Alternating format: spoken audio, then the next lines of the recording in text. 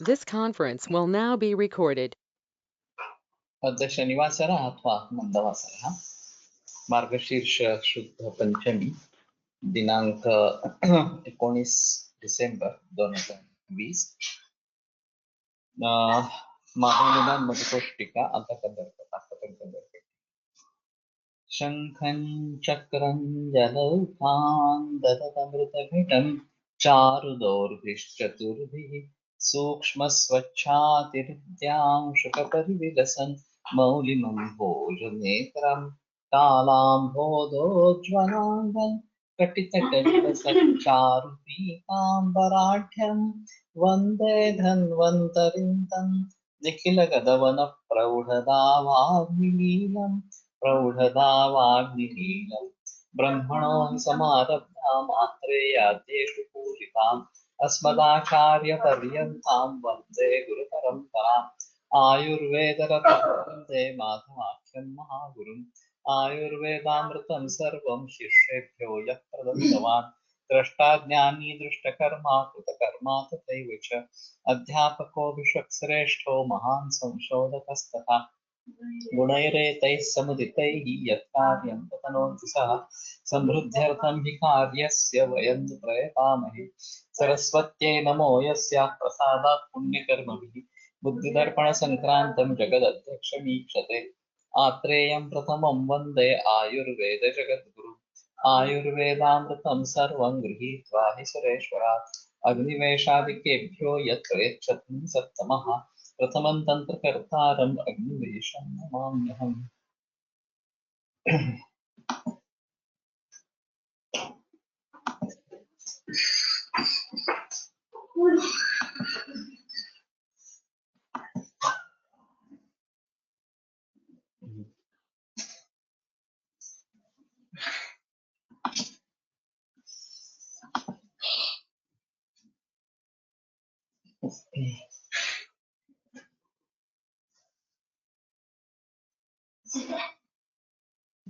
तथा शब्दः तुल्यकृत्यकान् द्योतयति एवं सम्प्राप्तिश्च इत्यत्र चकारु। तर्हि तथा शब्देन एवं च शब्देन च गौणत्वं सूच्यते। इदानीं पूर्वरूपाणि रूपाणि एतानि खलु रोगविज्ञानानि भवन्ति। सम्प्राप्तिः उपशयाः अपि भवति सम्प्राप्तिरपि भवति, किन्तु तेषां गौणभावः अत्र द्योतितः। रोगाणां तच्च निदानं सन्धिकृष्टविप्रकृष्टभेदेन द्विधा भवति। सन्धिकृष्टेन यथा वातादयः कुपिता ज्वरादिरोगम् उत्पादयन्ति, विप्रकृष्टेन यथा हेमन्त्यादिशीतश्लेष्मा वसन्त च प्रकृत्यति, तथा आहारादिरपि। तत्र कटुकाम्बदध्यादिकं पित्तज्वरस्य पूर्वरूपं यथा ज्वरस्य एव आलस्यादयः, रूपं यथा स्वेदावरोधः इत्यादि। तो ये प्रत्येक के उदाहरण देते जा रहा है। अगमक शोभो काठिन्य बुद्धतोष्मणाम तत्र तत्रांगे तास्तास्युर वेदना चला इत्यादि।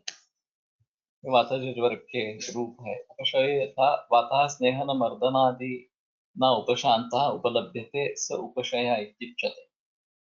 संप्राप्ति यथा, लेकिन ये वात के दोष के बारे में बताया है, एक्चुअली रोग के बारे में उदाहरण देते तो ज्यादा अच्छा रहता। यथा दुष्टिन इत्यादि लक्षणानि दोनों एकेनैव रोगनिश्चये अन्येषाम् उपादानं व्यर्थम् उच्यते भिन्नप्रयोजनत्वात् नान्यतर वैयर्थम्। तो एक से भी अगर व्याधि का ज्ञान हो जाता है, बाकी जो ज्ञानोपाय है उनका उपादान व्यर्थ है क्या, इस प्रकार के सवाल पूछते हैं और उत्तर देते हैं नहीं, व्यर्थ नहीं है। भिन्न प्रयोजनत्व, प्रयोजन अलग होने के कारण न अन्यतर वैयर्थम, किसी दूसरे विज्ञानोपाय का भी वैयर्थ इस प्रकार का नहीं है। तच्च यथा निदानेन अधिगतस्य व्याधेः तत्परिवर्जनम् उक्तं च सुश्रुते संक्षेपतः क्रिया एव न निदान परिवर्जन। तो निदान से अगर व्याधि का ज्ञान हो जाता है तो उस निदान को टालना ये उससे प्राप्त हो जाता है। संक्षेपतः क्रिया एव निदान परिवर्जन। पूर्वरूपेण व्याधेः विशेष ज्ञानं जायते यथा चरके हरिद्रवर्णं रुधिरं च मूत्रं विना प्रमेह से पूर्वरूपैः यौमत्वय तन्नवदे प्रमेह रक्तस्य हि स प्रकोपः। तो ये पूर्व रूप से विशेष ज्ञान व्याधि का होता है, प्रमेह है या रक्त पित्त है। तथा अधिगतस्य व्याधेः तत्रोक्त क्रियाकर्मश्च लक्ष्यते उत्थं च ज्वरस्य पूर्वरूपे लघुशनम् उपतर्पणं वा।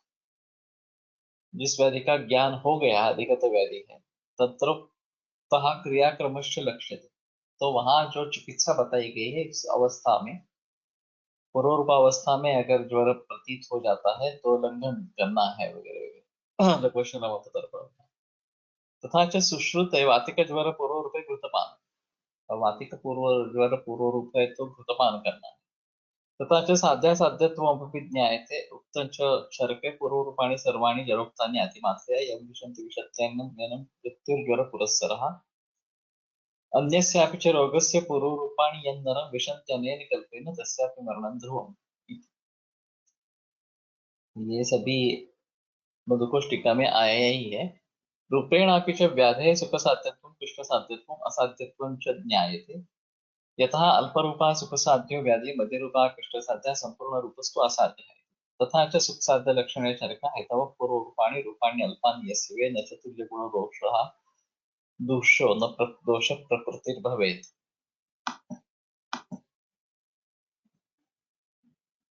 कष्टसाध्यलक्षणे चरकः निमित्तपूर्वरूपाणां रूपाणां मध्ये विवेले तथा सर्वसम्पूर्णलक्षणां सन्निपातदूरो साध्यः इति। उपशयन विना प्रतीतस्य व्याधेः संकीर्णलक्षण अनभिव्यक्तलक्षणे वा व्याधौ विशेष अवबोधो न स्यात्। उक्तम् इति चरके गुणलिङ्गं व्याधिं उपशयानुपशयाभ्यां विद्येत। तो उपशय अगर नहीं बताया जाए तो संकीर्ण लक्षण या जिनके लक्षण अभिव्यक्त नहीं है इस प्रकार के व्याधि में विशेष बोध नहीं होगा। गुणलिंगम व्याधि उपशयानुपशयाभ्यां विद्येत। तथा च सुश्रुते अभ्यङ्गस्वेद स्नेहस्वेदाद्यैर्वातरोगो न शाम्यति विकारस्तस्य विज्ञेय दृष्टमस्त्रास्त्र शून्यता। अभ्यंग स्नेह स्वेद वगैरह इससे अगर वात दोष की शांति नहीं होती है, वात रोग की शांति नहीं होती है, तो दुष्ट शोणित तत्र वहाँ कारण है, ये समझ लेना चाहिए। शोणित से तत्र उपशमाय और फिर रत्नमोक्षण से ही वहाँ उपशम मिलेगा। असत्यांच संप्राप्तो पूर्वरूपादिति प्रतीतस्यापि व्याधेः चिकित्सोपयोग्यांश योग्यांशांश विकल्प बलकालादीनाम् अज्ञाने चिकित्सा विशेषो न स्यात्। तो संप्राप्ति नहीं बताई गई तो पूर्व रूप वगैरह से व्याधि का ज्ञान हो गया तो भी चिकित्सा के लिए जो उपयुक्त अंशांश विकल्प बलकाल वगैरह है उसके अज्ञान से चिकित्सा विशेष नहीं समझ में आएगा। तस्मात् निदानादि पंचक विज्ञानेन सर्वरोगा विशेषेण उपपद्यन्त। तो इसलिए निदानादि पंचक से सर्व रोग जो है उनका ज्ञान होता है। तो कहने का तात्पर्य आता है कि केवल एक से बात नहीं चलेगी, सभी लेना जरूरी इस प्रकार के। निदान लक्षणम निमित्त हेत्वायतन प्रत्योत्थान कारण ही निदान आहुः पर्याय। तो निमित्त हेतु आयतन प्रत्योत्थान कारण इन पर्यायों से निदान कहा जाता है। जो कारण रूप निदान है वो इन पर्यायों से बताया जाता है। येषां निदानादीनां मध्ये समान जातीय व्यावर्तकं कारणरूप निदानस्य लक्षणम् आह निमित्त इत्यादिना पर्याय विद्यन्ते। तभी जो पांच भाव बताए निदान पूर्व रूप रूप उपशय और संप्राप्ति, इन पांचों में से इन निदानादीनां मध्य समान असमान जातीय व्यावर्तक, समान जातीय और असमान जाति इनमें फर्क करने वाला, इनमें एक दूसरे से अलग पहचान देने वाला कारण रूप जो निदान है उसका लक्षण बताते हैं निमित्त इत्यादि ना पर्याय विद्यन्ते। तो इन पांचों में से जो कारण रूप निदान है उसका लक्षण अभी इसमें बताते हैं। ऐसा इतने ही शब्द ही यहाँ अर्थाभिधीये तत्र तन् निदानम्। इन शब्दों से जो अर्थ प्रतीत होता है, जिस अर्थ का ज्ञान होता है वो निदान है। यथा बुद्धिरुपलब्धि ज्ञानम इति अनर्थांतर। जैसे कि बुद्धि, उपलब्धि और ज्ञान ये अर्थांतर नहीं है, अनर्थांतर। तो एक ही अर्थ को स्पष्ट करने वाले हैं। तो संस्कृत भाषा में और बाकी भी भाषाओं में इस प्रकार के पर्याय काफी मात्रा में दिए जाते हैं। जल, तोय, सलिल, अप वगैरह वगैरह से जल के पर्याय इस प्रकार के, उसी प्रकार से निदान के ये सब पर्याय इस प्रकार के हैं। तो जहां जिस शब्द का प्रयोग हो उसका अर्थ वहां पे क्या है ये समझ लेना बहुत जरूरी इस प्रकार का रहता है। अब ये जो विभिन्न पर्याय इनका प्रयोग किया जाता है उसके कुछ कारण है। एक तो कारण ऐसा है कि हर एक शब्द की एक अपनी खासियत होती है, उसकी एक अलग व्युत्पत्ति होती है और उस व्युत्पत्ति के आधार पर कुछ अलग जानकारी हमें मिल सकती है। हाँ, ज्वर रोगवती पापमा मृत्यु रोजोशनोन्तका वगैरह वगैरह इस प्रकार के ज्वर के पर्याय इस प्रकार के बताए गए। तो ओजोशन एक उसका पर्याय है, पापमा है वगैरह वगैरह इस प्रकार से रोगपति है। तो इन सभी शब्दों से, पर्यायों से हमें काफी जानकारी मिलती है कि इसका नेचर, इसका स्वभाव इस प्रकार का है। इसी प्रकार ये निमित्त हेतुआयतन प्रत्युत्थान कारण ही निदान आहु पर्याय। ये जो निदान के बारे में पर्याय इतने सारे बताए गए, उतने उसमें से अर्थों की विविध छटाएं सामने आ जाती है। ये एक अहम चीज है। वृत्तों में बिठाने के लिए भी एक अहम चीज होती है कि इसका जब खास करके काव्य में प्रयोग करना है तो काफी वृत्त वगैरह होते हैं और अक्षर वृत्त, मात्रा वृत्त इस प्रकार से। और कहीं कहीं वो शब्द पर्टिकुलर वृत्त में ही बैठता है, दूसरे वृत्त में बैठता नहीं है, बैठने में काफी दिक्कत इस प्रकार की होती है। तो फिर उसका पर्याय जो वहां पे फिट हो सकेगा वो वहां पे करते हैं और ये एक बेहतर तरीका इस प्रकार का रहता है। जब मैंने फणसळकर जी के ऊपर काव्य लिखा तो फणसळकर ये 6 अक्षर है, सभी लघु है।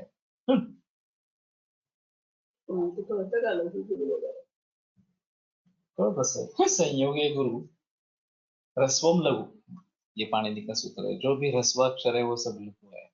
आगे संयोग होगा तो वो उसको गुरुत्व आ जाता है और दीर्घ जो है वो वास्तव ही गुरु इस प्रकार के रहेंगे। तो ये देखेंगे फणसळकर ये आडनाव या सरनेम इस प्रकार का है, उसको वृत्त में बिठाना काफी मुश्किल इस प्रकार का था। लेकिन मैंने सोचकर तो नहीं किया, लेकिन शिखरणी वृत्त में अकाले सद्वैद्यम फणसळकरम हंत नयता इस प्रकार का मैंने लिख दिया।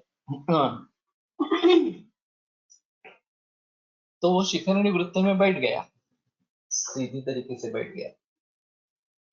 तो ये प्रतिभा का आविष्कार है कि इस प्रकार का स्फुरण होना और ये वृत्त में बराबर बैठ जाना प्रकार का। तो इसके बारे में सिर्फ ऐसा नहीं है कि ये वृत्त में बिठाने के लिए ही करते हैं। उस शेड को अगर व्यक्त करना है पर्याय नाम से तो फिर उसका प्रयोग किया जा सकता है। कोलटकर जी ने इसके काफी अलग ढंग से प्रयोग किए हैं। एक ही शतावरी अगर अभीरु नाम से प्रयोग में लाई जाती है तो वो भय दूर करने का काम करती है। वही शतावरी पीवरी नाम से प्रयोग में हम लाते हैं तो वो शरीर पुष्ट करने के हिसाब में काम में आती है। धीरा गुरुचि, ये चक्रलक्षणी का धीरा, इस प्रकार का धीरा एक पर्याय शब्द है। तो जब धैर्य देना है तो धीरा नाम से गुरुचि का प्रयोग करें।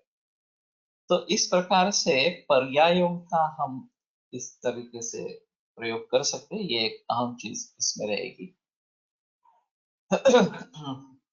और विभिन्न अर्थों के शेड्स उसमें से निकल आते हैं, ये एक उसका अहम फायदा इस प्रकार का।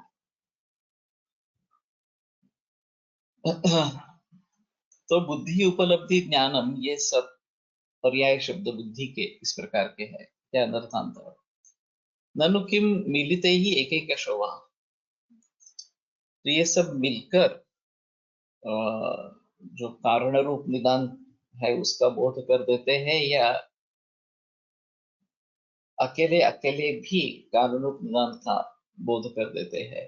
नाद्या, तो पहला जो विकल्प है कि सभी मिलकर कारण रूप निदान का बोध कर देते हैं, तो वो नहीं पॉसिबल। एकार्थाभिधायनाम शब्दानाम मिलितानाम अप्रयोगात्, जो एक अर्थ बोलने वाले, स्पष्ट करने वाले शब्द है, वो उनका मिलित प्रयोग नहीं है, सभी एक साथ प्रयोग ऐसा नहीं है।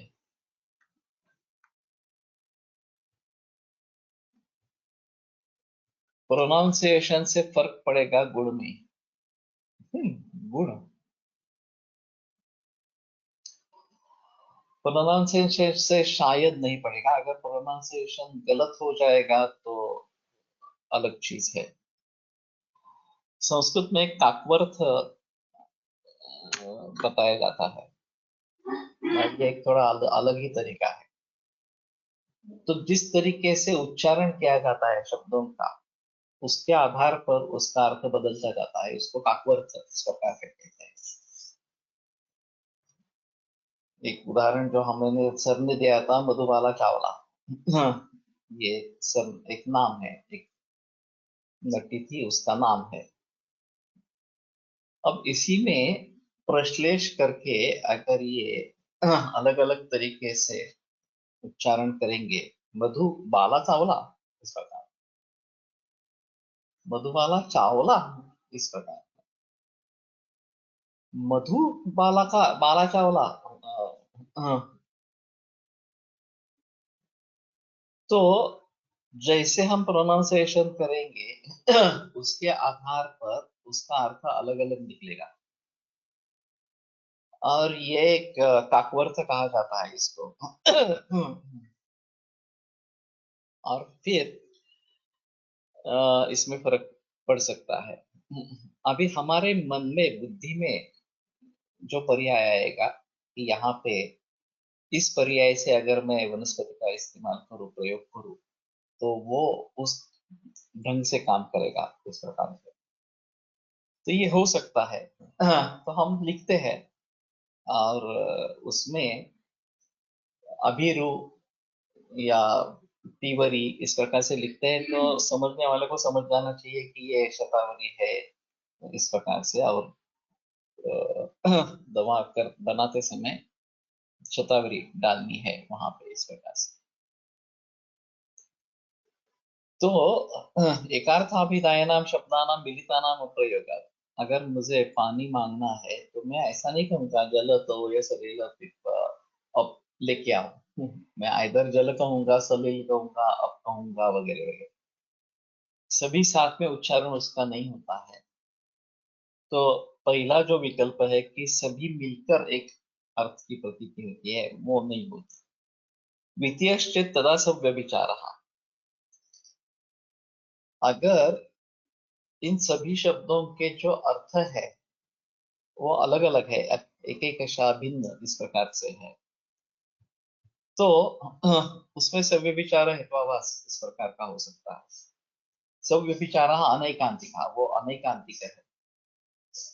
तो एकांतिक है कि एक ही पक्ष में रहने वाला, अनैकांतिक जो है वो दोनों छोर पे रहने वाला। तो साध्य और साध्या भाव, इन दोनों पर अगर ये हेतु रहता है तो आपस हो जाएगी। हेतु से साध्य नहीं सिद्ध हो पाएगा, क्योंकि हेतु से साध्याभाव इस प्रकार का भी सिद्ध वहां पे होने लगेगा। तो इस प्रकार का हेतु नहीं चाहिए।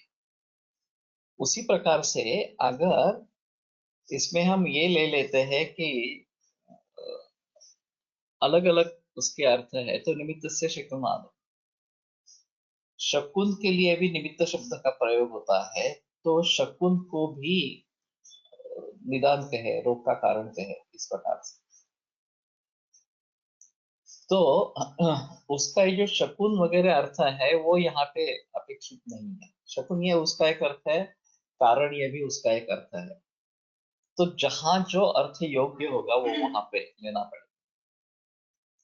हेतु हो प्रयोजक के कर्तरी, प्रयोजक कर्तरी इस प्रकार का जो है प्रयोग, उसमें वो हेतु हो जाता है। और हेतु देवदत्तः यज्ञ तत्तं ग्रामं गमयेत्, इस प्रकार का प्रयोजक का रूप है कि देवदत्त यज्ञ को गांव भिजवाता है, इस प्रकार का। गांव देवदत्त यज्ञ द्वारा उसके गांव जाने की सुविधा व्यवस्था करता है, इस प्रकार से उसको वहां पे जाने के लिए मजबूर इस प्रकार का करता है। तो वास्तव में कौन जाने वाला है गांव? तो यज्ञ तत्व जाने वाला है, लेकिन वो करता नहीं है। उसका कर्ता कौन है? देवदत्त है। तो ये जो हेतु है कर्ता उसका, उसके ऊपर भी हम कहेंगे कि हाँ, इसको भी अब निदान कहो। तुमने हेतु ये पर्याय शब्द दिया है, तो ये हेतु है प्रयोजक के कर्तरी। कर्ता हेतु है, तो उसको भी निदान कहो, इस प्रकार से। आयतन, आयतन से स्थाने, आयतन अगर हम बोलते हैं कि रोग का कारण है, तो कोई भी आयतन हो, देवायतन हो या घर हो वगैरह वगैरह, तो वो भी कारण कहलाया जाएगा, हेतु कहलाया जाएगा। प्रत्यय से लड़ा दो, अगर प्रत्यय इस शब्द का प्रयोग करेंगे तो दट लिट लुट वगैरह इस प्रकार के प्रत्यय बताए गए हैं पाणिनीय व्याकरण में। उत्थान से उद्गमन उत्सर्गयोश्च दर्शनात्, और उत्थान जो है वो उद्गमन और उत्सर्ग, इस दोनों, इन दोनों में उत्थान का प्रयोग इस प्रकार का होता है। तो उद्गमन यानी कि ऊर्ध्व जाना, ऊर्ध्व दिशा में जाना, और उत्सर्ग ये बाहर निकल आना, इस प्रकार से, या निर्माण इस प्रकार का हो जाना। तो उत्थान शब्द अगर प्रयोग करेंगे कि ये रोग का निदान है, रोग का कारण है, तो इस प्रकार की आपत्ति आ जाएगी। अलग अलग कहेंगे तो सब विचार हेत्वाभास इस प्रकार का होगा न एवं। तो ये दोनों पक्ष भी नहीं है, समस्त भी नहीं है, मिलित भी नहीं है, और एक एक शाह भी नहीं है। शक्ता शकुनादीनाम निमित्तादि सर्वैः अनभिजानाम्, शकुन वगैरह जो है वो सभी निमित्त वगैरह से बताए नहीं जाते हैं। नहीं तो क्या होगा कि निमित्त ये एक कारण हुआ, शकुन पर उसका सव्य विचार हेत्वाभास इस प्रकार का हो गया, अति अति व्यापक इस प्रकार का हो गया। लेकिन शकुन के लिए निमित्त ही एकमात्र पर्याय है ऐसा नहीं है, शकुन के और भी पर्याय इस प्रकार के हैं, और उन सभी को निमित्त नाम से नहीं बताया जाता, बोला जाता। शकुनादीनाम निमित्तादि भी सर्वैः अनभिज्ञानाम्, निमित्त वगैरह जो निमित्त हेतु आयतन वगैरह जो सभी है, वो शकुन के लिए सभी पर्याय होंगे ऐसा नहीं है। शकुन के लिए उसमें से फिर निमित्त यही पर्याय इस प्रकार का हो। तो एकैकशः भी नहीं और मिलित भी नहीं, तो अतएव आह पर्याय ही। और इसीलिए कहते हैं कि पर्याय, इन पर्यायों से बताया जाने वाला जो अर्थ है वो निदान इस प्रकार का बताया जाता है। तो इन सभी शब्दों में एक अर्थ की अनुवृत्ति है जो कारण रूप निदान को बताती है, और ये सभी शेड्स है अर्थों की। तो उसके जरिए जो ज्ञान होता है कि ये कारण है रोग का, वो एक अलग चीज इस प्रकार की रहेगी। नई तेषान्ते पर्यायाः यथा क्रमेण एकार्थवाचकाः शब्दाः परस्परं पर्याया उच्यन्ते। तो निमित्त वगैरह के ये निदान पूर्व हेतु आयतन वगैरह ये सभी पर्याय नहीं है, क्योंकि क्रमेण एकार्थ वाचकाः शब्दाः परस्परं पर्याय उच्यन्ते। क्रम से अगर ये सब एकार्थवाचक पदार्थ बताए जाते हैं तो वो पर्याय बताए जाते हैं। हर शब्द की एक अपनी अपनी खासियत होती है, अपना इसमें एक अर्थ होता है, और विशिष्ट संदर्भ में उस अर्थ की प्रचिति होती रहती है। तो तात्पर्यार्थ ये भी एक मानते हैं कि राजा खाना खाने के लिए बैठा है और उसने क्या कि सैंधव माने है, तो सेंधा नमक उसको लेके आना है, और वो बाहर घूमने के लिए जा रहा है और उसने कहा सैंधव माने, तो उसका अर्थ सैंधव यानी कि अश्व ये है। तो ये तात्पर्य अर्थ है उसके कहने का। अगर ये हम नहीं समझ पाएंगे तो गलती कर बैठेंगे तो राजा मार भी डालेगा। तो उसी तरीके से विशिष्ट संदर्भ में विशिष्ट अर्थ होना ये एक जरूरी बात होती है, और वो कैसे समझे ये एक अलग चीज इस प्रकार की होती है। वो बिरबल और इसकी कथा है कि बादशाह उठा और उसने कहा बुलाओ। सेवक चकरा गया कि किसको बुलाऊं, उसने पूछा कि किसको बुलाऊं, वो बोला बुलाओ। तो फिर सेवक को कुछ ध्यान में नहीं आया, वो बिरबल के पास चला गया। तो बिरबल ने पूछा उन्होंने क्या किया उठने के बाद, तो बोले ऐसा गाल पे हाथ घुमाया और फिर बोला बुलाओ। बोले ठीक है, उसको नाभिक की जरूरत है, नाभिक के लेके जाओ। तो तात्पर्य अर्थ क्या है इस प्रकार से। तो तात्पर्य अर्थ समझने की कोशिश होनी चाहिए। यहाँ जो डेक्कन कॉलेज में संस्कृत का डिक्शनरी प्रोजेक्ट चल रहा है, करीबन 80-90 वर्ष अभी हो गए हैं उसमें, जितने भी संस्कृत में शब्द है उन सभी शब्दों का पर्टिकुलर संदर्भ में क्या अर्थ है ये निश्चित करना, ऐसा उसका स्वरूप है। तो गुण शब्द ले लेंगे तो सांख्य तत्वज्ञान में सत्वरज समझ आएगा, हमारे हिसाब में ये गुरुवादी गुण इस प्रकार के आएंगे।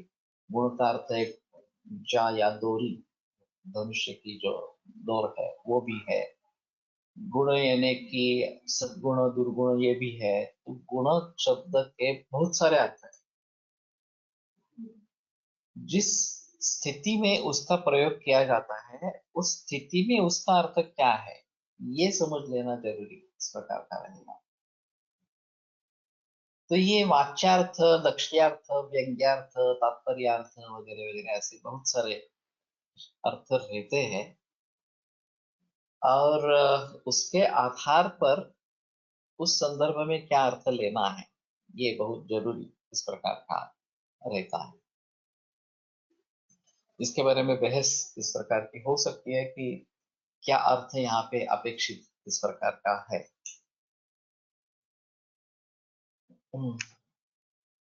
तस्मान् निमित्तादि शब्द ही पर्याय अभिधीयमानत्वं विधानम्।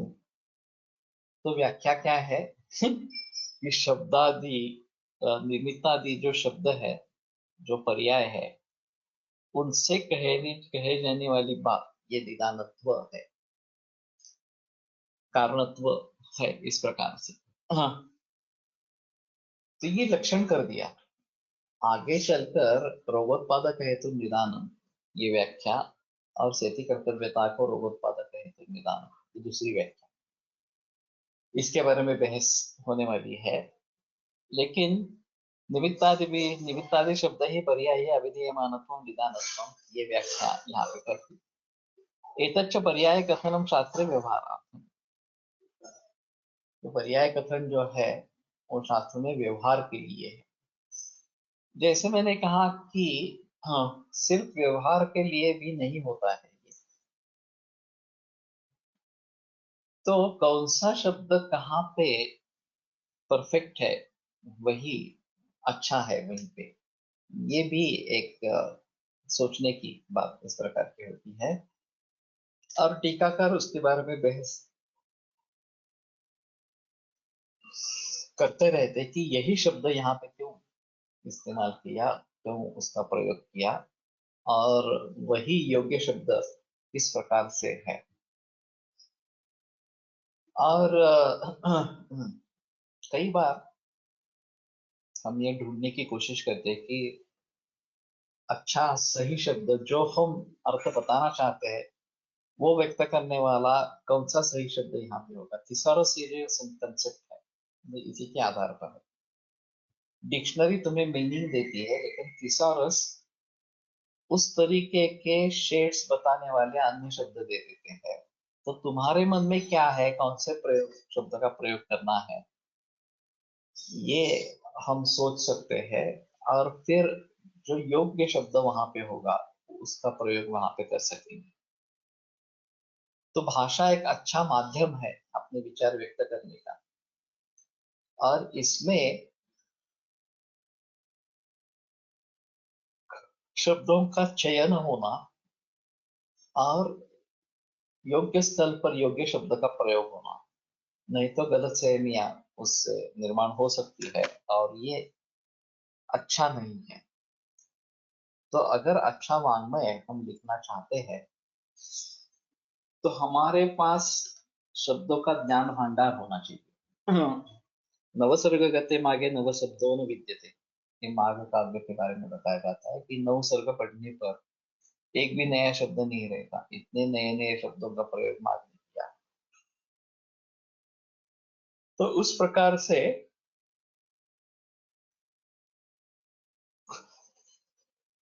समृद्धि, शब्दों की समृद्धि हमारे पास होनी चाहिए, तो ही ये बेहतर इस प्रकार का है।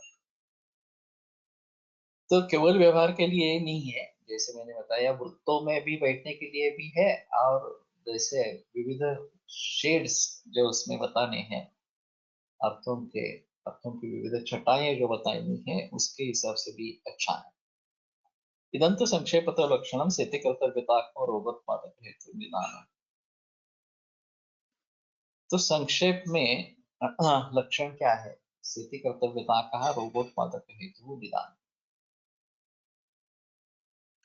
तो उसमें रोगोत्पादक हेतु निदान, रोग को उत्पन्न करने वाला हेतु, ये निदान किस प्रकार का है, व्याख्या है। सिर्फ एक रोगोत्पादक, इसके लिए विशेषण जोड़ित स्वेति कर्तव्यता कहा। तो इति कर्तव्यता सहिता यथा स्यात् तथा, ये इस प्रकार का समाज बन गया। तो इति कर्तव्यता से युक्त जिस प्रकार से हो, उस प्रकार का रोगोत्पादक हेतु, उस प्रकार का रोग को उत्पन्न करने वाला कारण रोग निदान इस प्रकार का है। यन्मते दोषेति कर्तव्यता रूपा संप्राप्ति दृश्यते तन्मते संप्राप्ति विदासार्थम सेति कर्तव्यता कहा इति पदम तस्या दोषेति कर्तव्यता रूपाया इति कर्तव्यतांतरा भावात्। तो पलटकर सर कहा करते थे कि ये घाट सेक्शन है, और उसको भली भांति समझ पाना और दूसरों को समझा देना ये काफी मुश्किल इस प्रकार का काम है। और उन्होंने एक उदाहरण बताया था कि कोई ऐसा ही छात्र था, मामूली छात्र था, और वो पौना घंटा पलटकर सर उसको ये सूत्र पढ़ा रहे थे। आखिर उसको वो समझ में आया, और फिर इसका एक्सप्रेशन हुश मेरे सर का बाहर निकल गया, उतर गया इस प्रकार से उसकी रिएक्शन थी। तो इति कर्तव्यता ये व्यापार का एक पर्याय है। व्यापार यानी कि क्रिया, चेष्टा, इस प्रकार की। तो दोषेति कर्तव्यता का मतलब है दोषों का व्यापार। अब जो दोष, जो भी क्रियाएं करते हैं, एक दूसरे से जगह दूसरी जगह जाते हैं या फिर किसी से समूर्छना बना लेते हैं, कहीं पे आश्रय कर लेते हैं वगैरह वगैरह, ये सब इति कर्तव्यता कही जाती है। ये सब उनका दोषों का व्यापार कहा जाता है। इति कर्तव्यता कहा, इसका मतलब ऐसा हुआ कि इति कर्तव्यता से युक्त जो रोगोत्पादक हेतु है, वो हेतु है, वो निदान है, इस प्रकार। अब इति कर्तव्यता से युक्त कौन होगा? तो दोष है वास्तव में। यन्मते दोषेति कर्तव्यता रूपा संपराप्ति, जिनके अनुसार, मत के अनुसार संप्राप्ति ये दोष व्यापार स्वरूप है, दर्शित कर्तव्यता रूप इस प्रकार की है।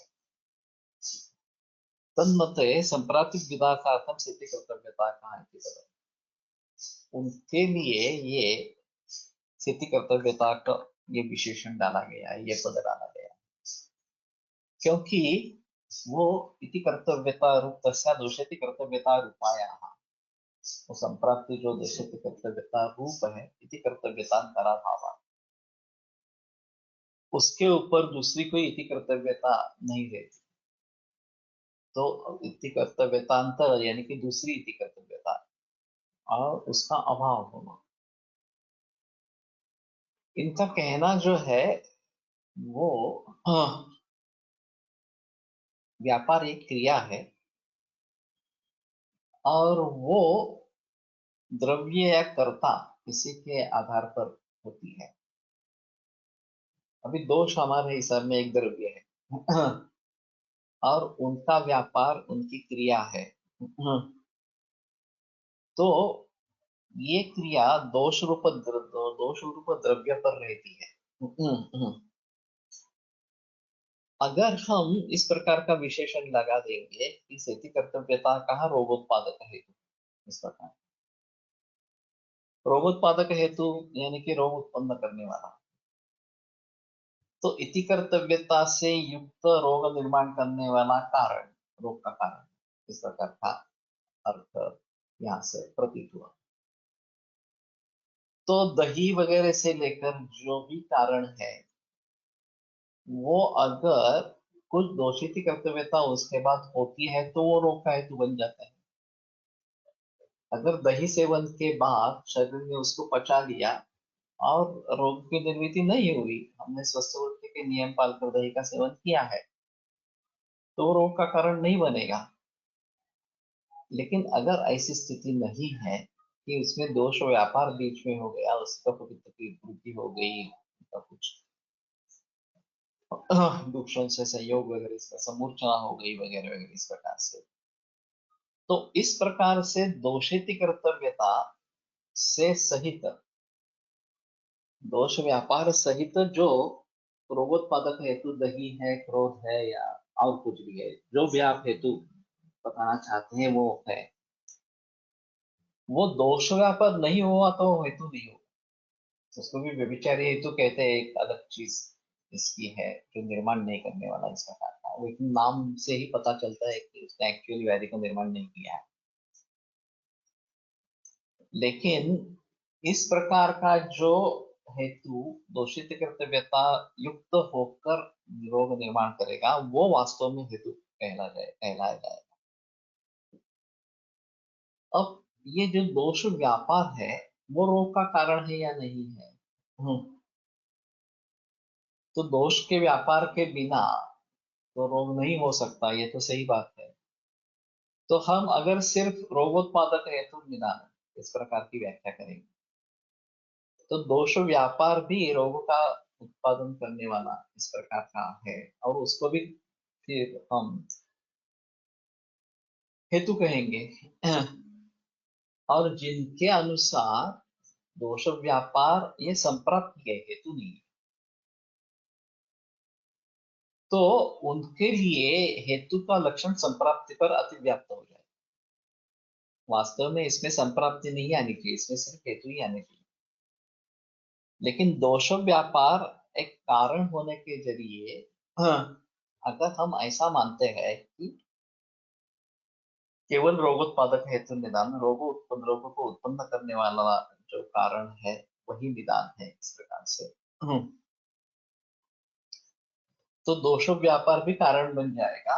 वो वास्तव में यन्नते दोषित कर्तव्यता रूपा संप्राप्ति विषय, जिनके अनुसार संप्राप्ति दोषित कर्तव्यता रूप यथा दृष्टेन दोषेण, इस सूत्र के आधार पर, तो ये लक्षण रोगोत्पादक है तो निदानम, ये लक्षण संप्राप्ति पर अतिव्याप्त हो जाएगा और ये अतिव्याप्ति टालने के लिए स्थिति कर्तव्यता को रोगोत्पादक है तो निदान, इस प्रकार की व्याख्या बनाएंगे। अब अगर दोष व्यापार हम रोगोत्पादक हेतु लेकर चल रहे हैं तो वो सेति कर्तव्यता का नहीं है। क्योंकि ये जो दोष क्रिया है, दोष व्यापार है, वो खुद व्यापार है, वो द्रव्य के आधार पर ही रहेगा, वो दूसरे व्यापार पर, दूसरे क्रिया पर नहीं रहेगा। उसको अगर सेति कर्तव्यता इस प्रकार का कहना है तो उसके लिए अलग व्यापार हमें ढूंढना चाहिए, होना चाहिए कि इस व्यापार से युक्त दोष व्यापार रोग का कारण है, इस प्रकार से तस्या दोषेति कर्तव्यता रूपायाः इति कर्तव्यतांतरा भाव, व्यापार व्यापार पर नहीं रहे। तो एक अहम चीज ऐसी है कि दोष व्यापार ये व्यापार है, एक क्रिया है, और क्रिया क्रिया पर नहीं रहती, क्रिया द्रव्य पर रह सकती है। दोष उसका द्रव्य है, उसके आधार पर वो क्रिया रहेगी, लेकिन दोष व्यापार ये तो क्रिया हो गई और उसके वो दूसरे किसी क्रिया के आधार पर नहीं रहेगी। तो इति कर्तव्यतांतरा भाव तस्या दोषिति कर्तव्यता रूपायाः, ये दोषिति कर्तव्यता रूप संप्राप्ति अगर है तो वो दूसरे किसी इति कर्तव्यता से युक्त नहीं हो सकती, क्योंकि वो केवल द्रव्य पर ही रहती है टेक्निकली, और द्रव्य पर रहती है, दूसरे व्यापार पर नहीं रहती। तो जिनके मत के अनुसार दोषित कर्तव्यता यानी संप्राप्ति है, उनके लिए ये सिर्फ रोगोत्पादक है तो निदान हम इस प्रकार से कहेंगे तो संप्राप्ति पर लक्षण अतिव्याप्त हो जाता है। जब हम सेति कर्तव्यता को रोगोत्पादक है तो निदान हम कहते हैं तो ये अतिव्याप्ति टल जाती है, क्योंकि दोषित कर्तव्यता एक खुद क्रिया है और उसके ऊपर दूसरी क्रिया नहीं रहती है, इस प्रकार। तो फिर सेति कर्तव्यता को रोगोत्पादक है तो निदान इस प्रकार की व्याख्या करेंगे तो ये केवल कारणों को, दही जैसे कारणों को प्राप्त होगी व्याख्या। जो भी कारण दोष व्यापार से सहित होकर रोग का कारण बनेंगे, रोग का निर्माण करेंगे, वही सब इसमें आ जाएंगे। दोष व्यापार खुद एक कारण होने के बावजूद भी हेतु नहीं कहा जाएगा, वो संप्राप्ति के जरिए समझा जाएगा या संप्राप्ति के स्वरूप से समझा जाएगा। चय प्रकोप प्रश्न हे दोष व्यापाराने पर्यायाने ज्ञान म्हणू शकतो का, त्यातून केव्हा तरी व्याधी जन्म नाही झाला, तरी तेव्हा त्यातून जेव्हा व्याधी जन्म नाही झाला, ये है कारण, लेकिन ये भी इति कर्तव्यता सहित होने के कारण वो संप्राप्ति में लिए जाते हैं, वो हेतु में नहीं लिए जाते इस प्रकार। इति कर्तव्यता म्हणजे पूर्णत्वास प्राप्त होणे असा आहे का? बोली भाषा में तो है इति कर्तव्यता। हाँ, कि मुझे जो भी कुछ करना चाहिए था वो मैंने कर दिया, मेरा कार्य पूरा हो गया। इस प्रकार से इति कर्तव्यता शब्द का प्रयोग होता है बोली भाषा। तो दोषेति कर्तव्यता का मतलब ये रहेगा कि दोषों को जो कार्य करना चाहिए था वो उन्होंने कर लिया, और उनका कार्य क्या था कि उस प्रकार से व्याधि को निर्माण करना। तो ये व्याधि निर्माण का जो कार्य है वो उसमें से कर दिया इस प्रकार से। लेकिन सामान्य स्तर पर इति कर्तव्यकर्ता का मतलब है व्यापार, इस प्रकार से क्रिया। तो संचय प्रकोप प्रसर स्थान संश्रय ये सब दोष व्यापार है, उसमें कोई संदेह नहीं है। सिर्फ हमें उन्हें दोष व्यापार या संप्राप्ति के रूप में लेना है या फिर हेतु के रूप में लेना है, यही सवाल है। और ये थोड़ी अजीब चीज इस प्रकार की रहती है, जन्मते व्याधि जन्म संप्राप्ति, व्याधि का जन्म होना यही संप्राप्ति है। उनके अनुसार दोष व्यापार जो है इति कर्तव्यता वो कारण ही है, रोगोत्पादक हेतु है। तो उनके लिए दोष व्यापार कारण में ही पड़ेगा। ये संचय प्रकोप वगैरह जो अवस्थाएं हैं वो सब उसके कारण ही बन जाएंगे। जो व्यक्ति इनको संप्राप्ति के रूप में लेना चाहते हैं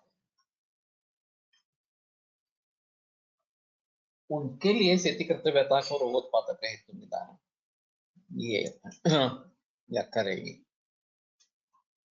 दोष व्यापार निरंतर चालणारी क्रिया असणार, मग जर ते विकृत असेल तेव्हा त्याला इति कर्तव्यता म्हणावे।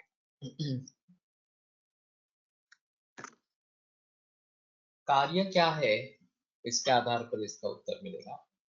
हम रोगोत्पादक हेतु निदान, रोगोत्पादक हेतु की बात करें,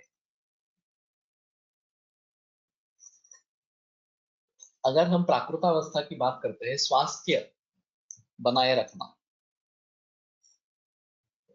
ये भी दोष व्यापार है, और वो भी सेति कर्तव्यता का है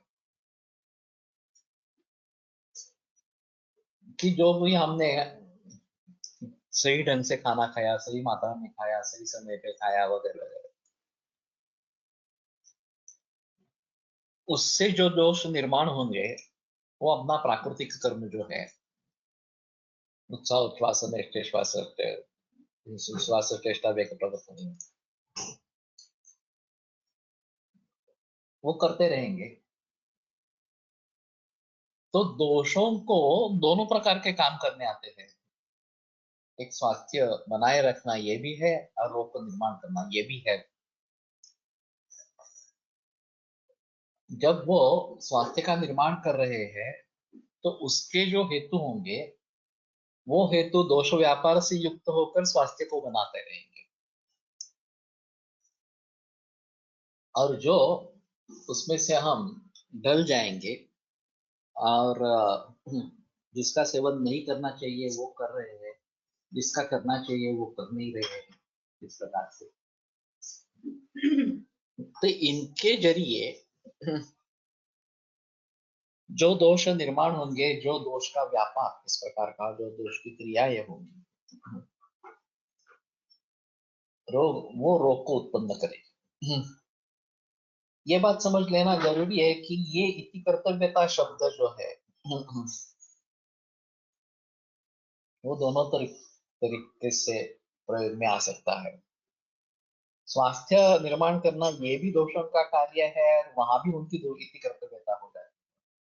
रोग निर्माण करना ये भी दोषों का कार्य है और इसमें भी उनकी इति कर्तव्यता हो जाती है।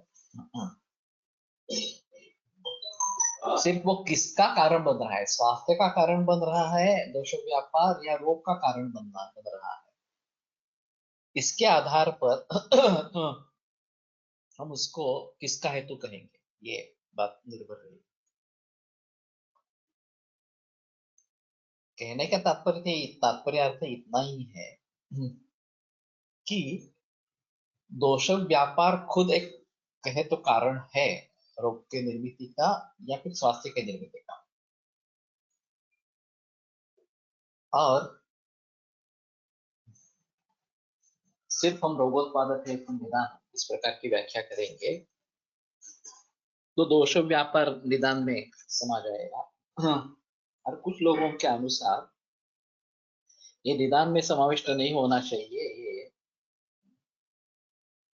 संप्राप्ति में समाविष्ट होना चाहिए। तो हमारा लक्षण जो है रोगोत्पादक हेतु निदान, ये निदान को भी लागू है और संप्राप्ति को भी लागू है। अतिव्याप्ति दोष आ जाएगा। तो अतिव्याप्ति दोष टालने के लिए हाँ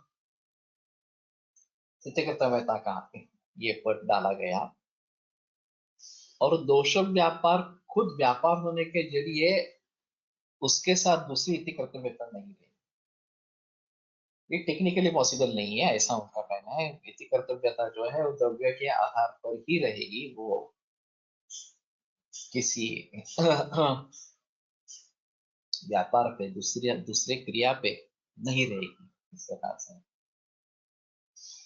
और इसलिए जिनके मतानुसार दोषित कर्तव्यता संप्राप्ति है, उनके हिसाब से संप्राप्ति पर होने वाली अतिव्याप्ति टालने के लिए स्थिति कर्तव्यता को रोगोत्पादक निदान इस प्रकार की व्याख्या बताई गई है।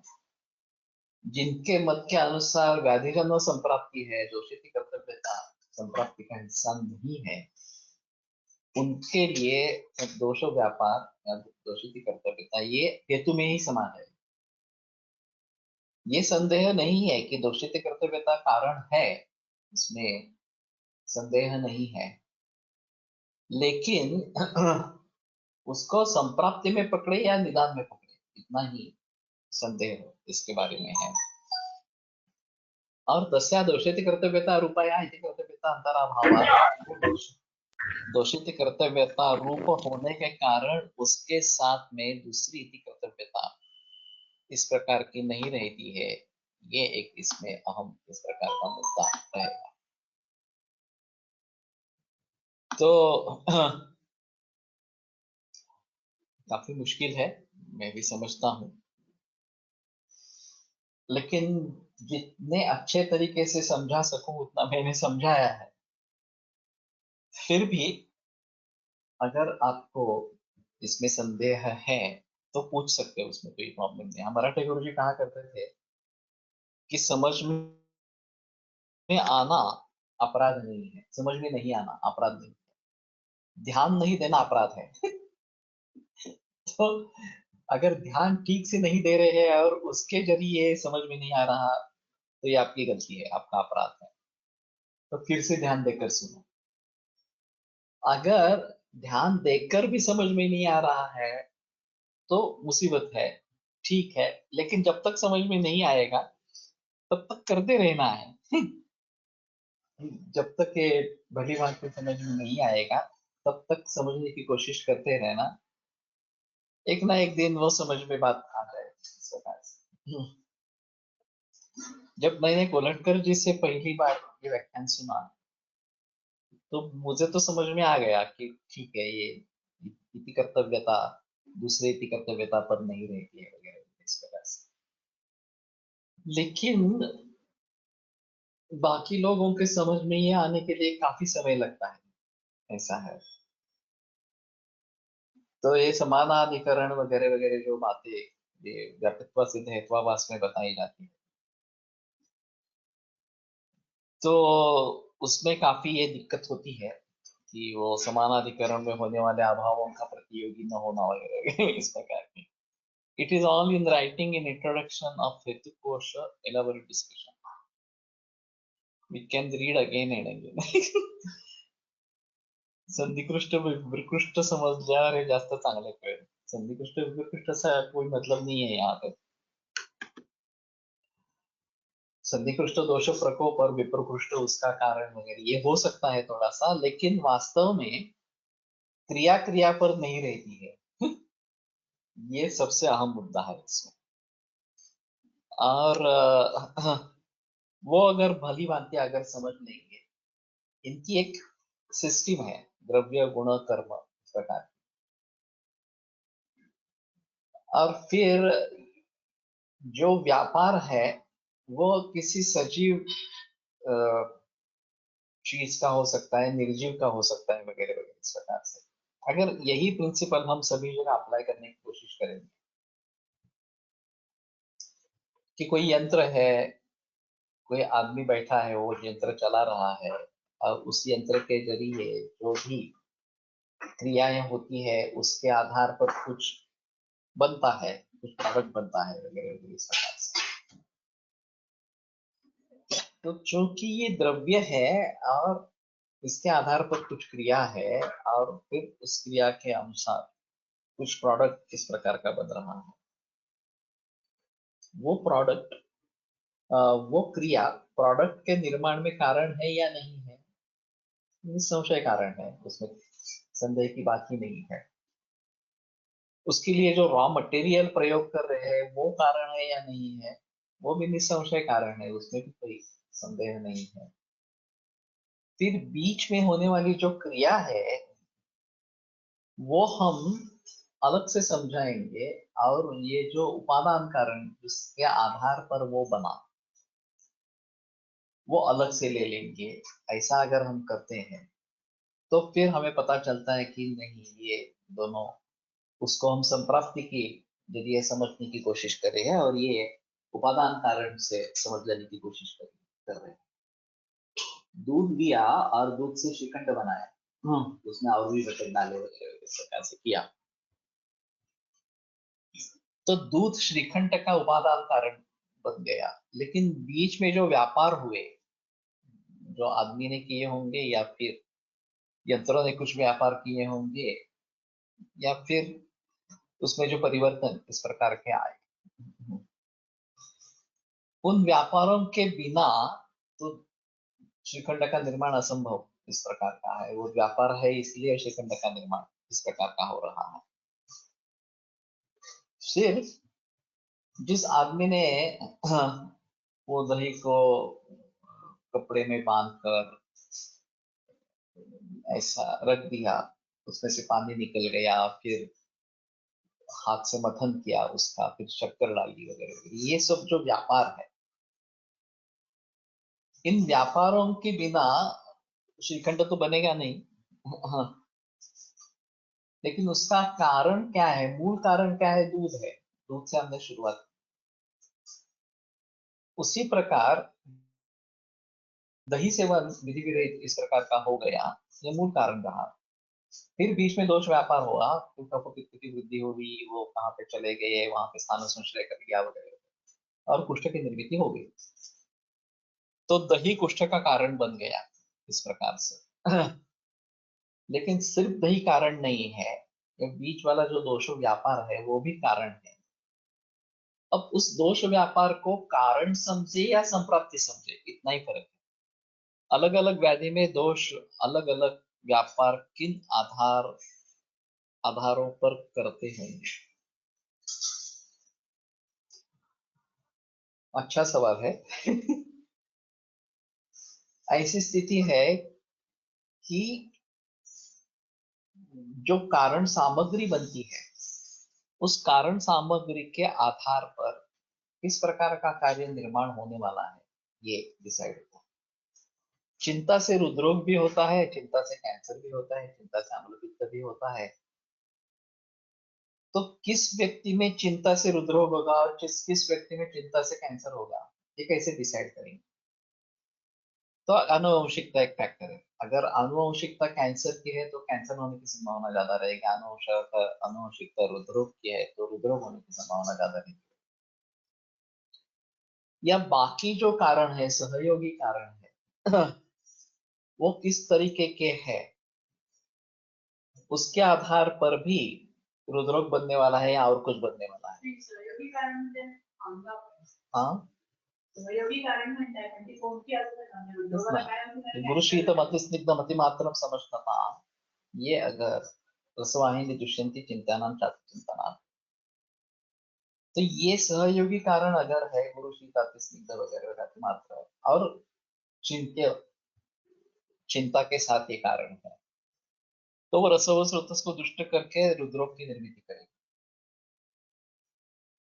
और ये कारण साथ में नहीं है, कुछ व्यसन है या कुछ अनुवंशिकता कैंसर की है, तो यही चिंता ये कैंसर का कारण बन जाएगी। तो दोष व्यापार किन चीजों पर निर्भर है, ये एक अहम मुद्दा इस प्रकार का रहेगा कि वाभ्याम एकेन वा पुनः संसर्गे कृतपितः क्रुद्धं क्रुद्धो दोषो न धावति, इस प्रकार का। पण याच्यामध्ये या औषधांनी किंवा रसायनांनी मी असं करते म्हणजे इतके फक्त 10 पर्यंतच जाईल, तिकडे विचार करायला जाणार नाही असं नाही होऊ शकत. बरोबर होऊ शकते. अभी हम रिट्रोस्पेक्टिव इफेक्ट ज्यादा देखते हैं, रिट्रोस्पेक्टिव विचार ज्यादा करते हैं. जो निर्माण हुआ है उसका कारण क्या होगा, जो कारण सामग्री है उस कारण सामग्री के आधार पर क्या निर्माण हो सकेगा, इसके बारे में सही अनुमान लगाना, अनुमान नहीं है, युक्ति प्रमाण से ज्ञान कर पाना, ये काफी मुश्किल चीज है. और जब तक सभी भावों का अच्छा ज्ञान नहीं होगा तब तक ये करना काफी मुश्किल इस प्रकार का. तो ठीक है, ये सवाल अच्छा है. जब अगले गुरुवार को मिलेंगे तो फिर से ये सवाल पूछो. मैं भूल जाऊंगा बीच में, तो शुरू में ही पूछो तो ज्यादा बेहतर इस प्रकार का रहेगा. तो फिर इसके आधार पर, क्योंकि हम केवल सूत्र पढ़ना और अर्थ अर्थ समझना इस दृष्टि से पठन नहीं कर रहे, ये तो साफ है, मालूम है. हम आयुर्वेद के मूल तत्वों को समझना चाहते हैं. और ये माध्यम है, जो माधव निदान हो, चरक संहिता हो या और कुछ हो इस प्रकार से, तो उस माध्यम का भलीभांति प्रयोग करना और जितनी जानकारी उसमें से मिले, जिनके जिस तरीके से वो समझ में आए, वो सभी हमें करना है. ये बड़ा सवाल है, अहम सवाल है. और मैं इसके बारे में काफी वर्षों से सोच रहा हूँ कि हम इस प्रकार से इसके बारे में प्रेडिक्शन कर सकेंगे. ठीक है, अगले गुरुवार को कंटिन्यू करेंगे, सोमवार को फिर चरक लेकर हाजिर होंगे. आयुर्वेद प्रकांडो निगदित इह हि शल्यतंत्र प्रधानः शिष्येभ्यः शाश्वतोऽयं निखिल जन कृपा व्याप्त चित्तेन येन आयुर्वेदस्य वाञ्छन् पुनरपि भुवने ताञ्च सुष्ठु प्रतिष्ठां श्रेष्ठं धन्वन्तरिं तं प्रणमति च सदा वैद्यवर्गो हि नूनम् वैद्यवर्गो हि नूनम्. ये उत्तर हो सकता है. स्वभाव ईश्वरम कालम यथेच्छाम नियतिम तथा परिणामं च मन्यन्ते प्रकृतिं पृथुदर्शिनः. तो पृथुदर्शी जो लोग हैं, व्यापकता से उसको देखने वाले हैं, तो निसर्ग को देखने वाले हैं या प्रकृति को देखने वाले हैं, वो अलग अलग तरीके से सोचते हैं, ऐसा वहां पे है. हम बात कर रहे हैं रोग रूपी जगत की. ये बात कर रहे हैं, सुश्रुताचार्य बात कर रहे हैं वो प्रकृति, जो प्रकृति और पुरुष इनमें से है, उसके बारे में बात कर रहे हैं. तो ये थोड़ा अलग है. ठीक है, अगले गुरुवार को फिर से मुझे याद दिला.